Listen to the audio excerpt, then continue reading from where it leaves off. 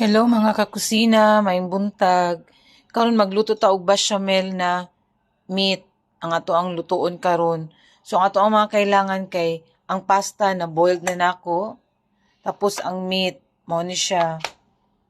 Flour, 3 tablespoon na flour ug 2 ka tablespoon na nido powder. 1/4 teaspoon na black pepper ug ang salt kamo na magtansya sa salt. Nya kailangan po dato ni siya QBB para mao ni siya atong luto sa ato ang bechamel karon. So mga kusina gimix na nako ang gatas, ang flour ug ang asin ug ang atong black pepper. Butangan nato siya tubig. I-mix lang ni siya bago nato ibutang sa ato ang kaldero para lutuon ang bechamel.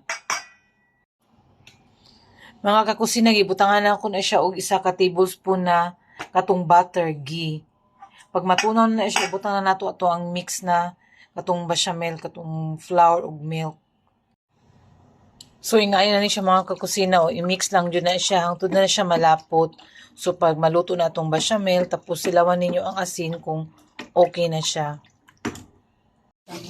So mga kakusina, mo na ni siya, i-mix nato ang ato ang karne diri sa ato ang pasta. Bago nato ibutang sa ato ang Pyrex. I-mix lang na siya. Nya butangan nato siya og gamay na kanang bechamel. Siya gamayng bechamel. Ana lang ha. Tapos i-mix lang ni siya. So mga kakusina, mo na ni siya o na-mix na nako o. So ibutan na nato siya sa ato ang Pyrex para ibutan sa itong oven. Ana lang na siya ha.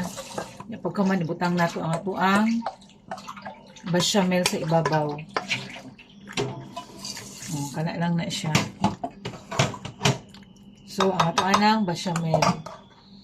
So, pagbutang sa bechamel, ana lang. Tapos, ibutang nato ni siya sa oven for 45 minutes, mga kakusina, ha.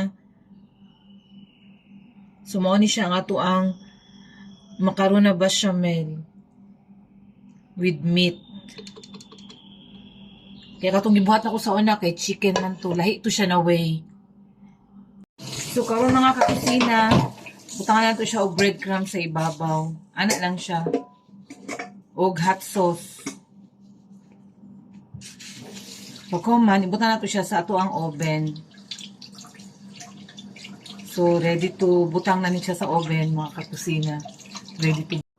Mga kakusina, mo na ni siya ang ato ang macaron na bechamel. So, luto na siya. So, ready to serve na ni siya. Salamat.